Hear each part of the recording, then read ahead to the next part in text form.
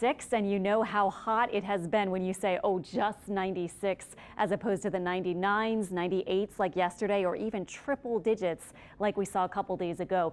Our heat is beginning to ease, though. Again, 96 today, maybe 95 or 96 tomorrow, and then eventually we will get lower 90s again. We do have it in the 7-day forecast now as the extreme heat comes to an end and we get some scattered rain back in the mix. Right now, we have no tropical development expected for the next week or more. So one good thing there. And of course, less heat will be good to a lot of us, at least. We'll consider that. Temperatures right now, middle to upper 90s. Feels like temperatures ranging up to about 110 plus in a few locations.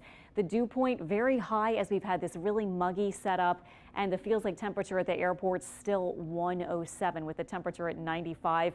Again, this evening we'll be dropping into the 80s. Our lows tonight expected upper 70s to near 80, and then tomorrow we'll look for middle 90s once again. You can see a big blank spot across the southeast, but some strong storms again around that high pressure that we've had just parked over us in the upper atmosphere. Here are temperatures very hot over in southern Texas and all along the coast into the Florida Panhandle. And we are expecting our temperatures again tomorrow to be very hot too. But we are not under that highest level of heat alert. That would be the excessive heat warning, which we actually still have in the hot pink until 8 p.m. to account for those really high heat indices. But tomorrow, and I'll show you this at 10 p.m. when our current warning goes away, we will be under that little bit of a lower alert, the heat advisory, 11 a.m. till 8 p.m. and that means the heat index up to 110. So tomorrow will not be as extreme. I mean, it'll still be hot as we know this time of year, but tomorrow won't be quite as dangerously hot as today in the past few days. Overnight, North Shore lows upper 70s, south of the lake lows will be near 80. We will see an almost full moon. It's officially full tomorrow night, but should look great tonight with mostly clear skies. That humid, oppressively muggy feel definitely here through tonight. And then tomorrow I have highs near 95 or 96 once again. Slight chance for a couple of isolated storms, those south winds keeping us muggy.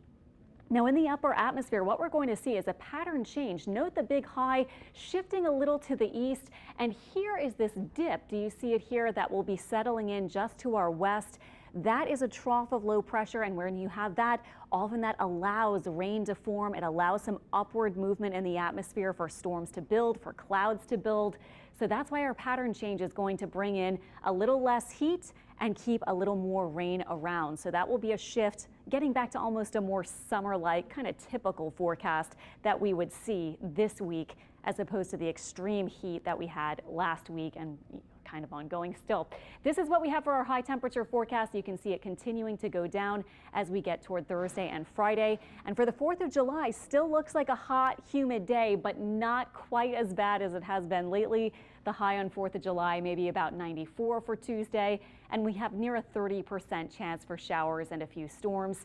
So again, the heat's still here. Unfortunately, I mean, would it be October that we start to say, really a true cool down? But at least we're going to have a bit more rain to help us out. So that's why our temperatures are going back down to just about average. The average high right now is 91, and that's what we have in the forecast in the next, well, 5 or 6 days. That'll bring us to the near average kind of temperatures.